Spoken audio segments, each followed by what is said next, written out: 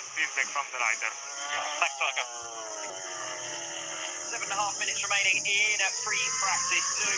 Jonathan Ray, a quarter of a second down on his latest lap coming into the final sector. Look at this further, that's been a trend compared to Razgat Lioglu throughout the day, that final sector that pretty much everyone losing touch. Yeah, and it is a little bit closer in that final sector compared to what it was the pre-practice one, but certainly that's the area where you would expect the Yamaha to be quite strong. For Jonathan Ray, spent a bit of time in sector one, he's only a tenth of a second slower than top rack now, so he's closing in on what he needs to do, but it is piece by piece for Ray, but obviously no points, no prizes in free practice. It's all about what you're going to do in the Super Bowl session tomorrow, and then obviously the opening race the weekend. Yes, in that final sector, the race actually made up a little bit of its time compared to free practice one.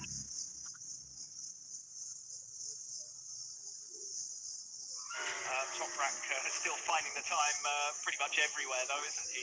Looking good in this session. A couple of tenths clear. This is Axel Bassani. Bassani at the moment sits in P4, and another strong display from him. He sits as top Ducati. Interesting when we look at the overall sector times. Obviously, we've seen top rack really consistent all the way through the stage running.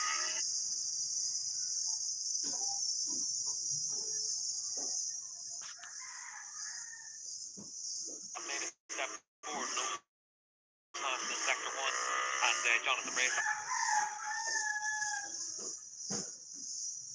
just popped up into P4, so that catches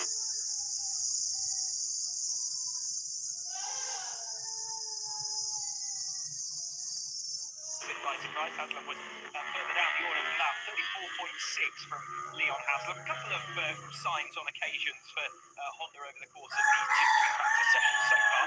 Yeah, we've seen from Honda over the course of this year, there is a good bike in that package. It's just been a case that they haven't been always able to get the most out of it. It's really competitive for WSBK now. When you look at the Yamahas, the Kawasaki, from Ducatis, all very consistent all the way through. It does make it very difficult if you're not quite able to get to that limit of your bike so they can get yourself into those leading positions. We've obviously seen Benji's Leon Haslam this year, and it has been a case of for both of them. They've had to try and make those steps. Good for Garrett Gerloff, his start to the weekend. I hope we see him for the rest of the weekend as well, to send him into the winter with a little bit of a confidence boost. He was a little bit closer to the front over the last couple of rounds compared to what he had been. It's been almost anonymous spell for Garrett.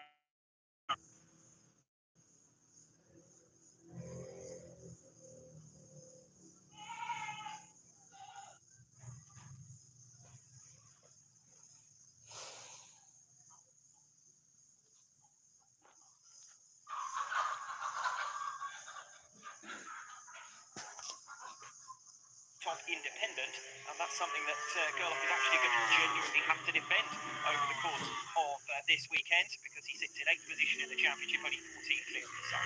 Yeah,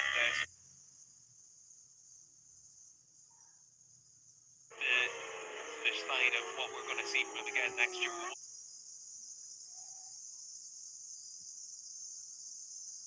To see him up the front of the field. He's an exciting rider. He's obviously had some tough times through the course of this season, but you want to see him able to show exactly what he can do on a superbike. Yes, that's close enough.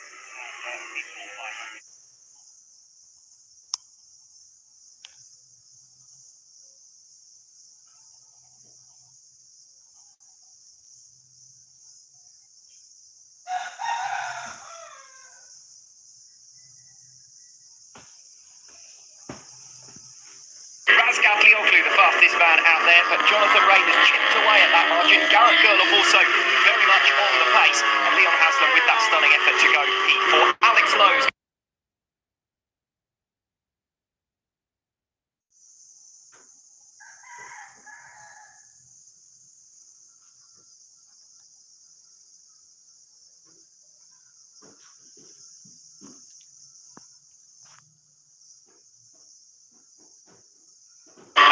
second off of his fastest time, but still faster than what we've seen from anyone else. That's when Razgat Lioglu at a time that isn't an improvement, but is still faster than anyone else that he is able to underline just the consistency that he's going to be able to demonstrate over the course of this weekend.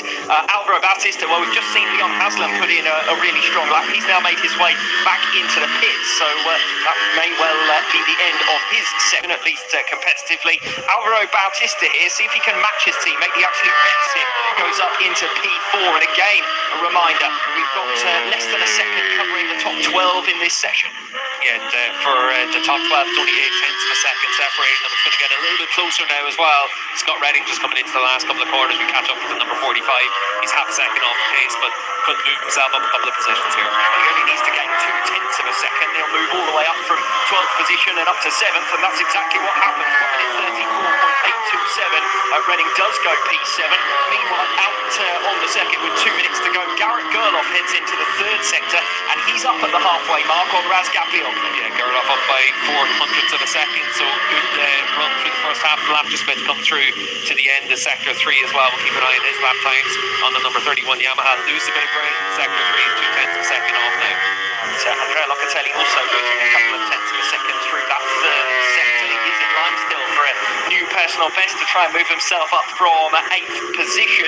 Scott Redding with a strong first sector on his latest lap. We're only 1.5 minutes away now from the checkered flag falling, so we're in towards final lap territory for several of these riders. Michael Ruben Rinaldi and Scott Redding into the second half of their latest laps, both a couple of tenths of a second down at this stage. But Garrett Gerloff 6 tenths down in the end of his latest lap. We saw him come up with a bit of a single lap cracker late on in P1. He's got to kind of justify that pace over a longer distance over the course of tomorrow. Yeah, well, he's been able to put in 3 pretty fast laps in a row there, 34.4 and then a 34.7 and 34.8, so decent enough consistency there at the end of the session. Join Scott Redding, a few tenths of a second down. He should be able to get this lap completed and have time for one more in the remainder of free practice 2. He's Redding, who is at the moment the only rider on the move as far as the front runners are concerned. Chaz Davies has just made up a couple of positions, but only into P15, so work for him to do over the course of this weekend. Redding crosses the line to go P5, splits Bautista and Haslam in the pecking order. 1:34.579. Scott Redding's time, 3.5 tenths of a second down on Raz Gaplion. You ride on board now. Yeah, Redding actually fastest of all in sector 3 as well now, so he's been able to find some progress over the course of the last couple of sessions as well. Alvaro Bautista won't improve on his final lap. He's lost over a second through sector 2 after being 7 thousandths of a second up through sector 1. Raz Gaplion there exiting the final turn and crosses the line to complete his session and see the checkered flag with a 1:34.612. So a little bit slower than his previous lap, but he's not going to mind too much about that. Gaplion, who's got this session, he's got Friday sewn up here at the Mandalika International Circuit, and with a series of stunning laps faster than his nearest rival, Jonathan Ray. Yeah, and what's going to be interesting is to see that for Toprak, he's fast in each of the sectors, very fast in sector 2, but for Jonathan Ray, he's able to his lap time in the second half of the lap. Chaz Davies gets caught up behind Oliver Koenig here. He may well lose what looks set to be his personal best lap, and I'd say that's going to go away from him now. He makes his way through on the inside line, and that's where we're talking about the potential overtaking zone in between turns. In that final sector, so that's catching Koenig into that sector. Koenig's actually made some good progress in this session. He's been able to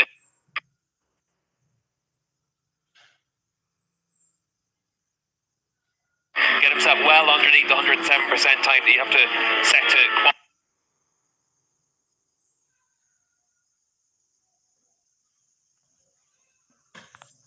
qualify for a race, and he's been able to find, I think, about 3 seconds in this session as well, so he's been able to make a big step forward on that Kawasaki as well. And purely in numbers terms, probably not too far off what other riders who've been doing on that same bike this season, to be honest. Yeah, we've seen the likes of Epis and Crescent. He actually found 4.5 seconds in this session, so he's made a big step forward from this morning. Obviously, enough track conditions have improved a lot, but for Oliver, he's also trying to learn how to ride a World SBK bike. This is his first outing on a World SBK spec bike. He has ridden a superbike in the Endurance World Championship.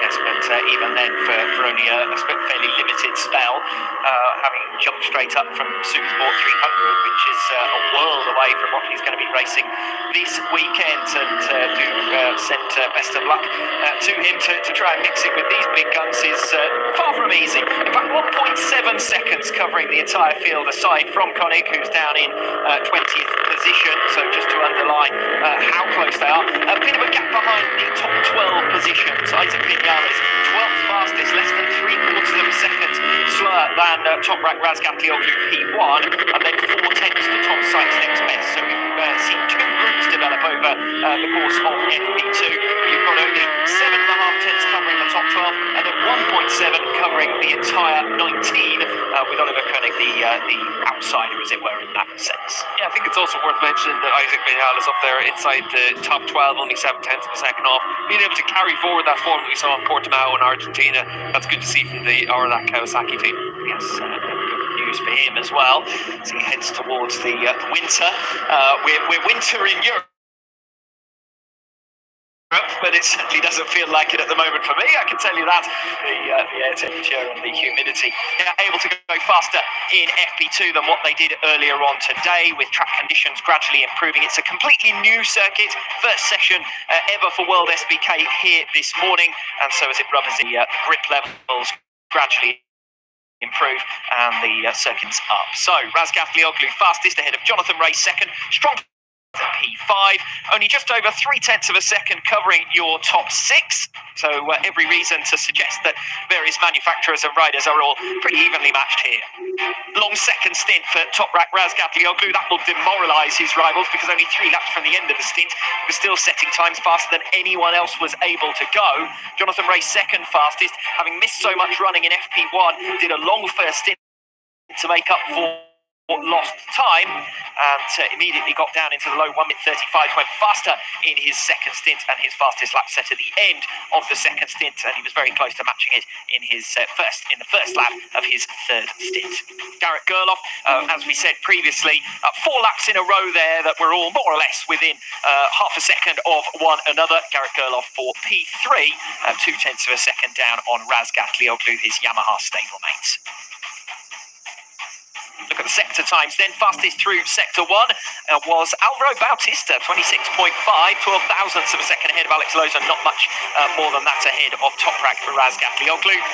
Sector 2, the only sector in that session in which Razgatlioglu was actually fastest, because the second half of the lap, in FP2 at least, belonged to Jonathan Ray, 19.371 in sector 3. And Isaac Vinales also up there, proving that the Kawasaki machinery working well through the third sector. And Jonathan Ray fastest in sector 4. But Razgatlioglu is the man appearing in all 4 of those sectors inside the top 3 positions. Bit of a difference compared to earlier on today. The ideal lap compared to the fastest lap, vastly different. A number of different riders fastest in different sectors. Well, that would normally be it from Lombok today. We're staying put though for race 1 of round 3 from the Asia Talent Cup, which you can follow on all of the championships.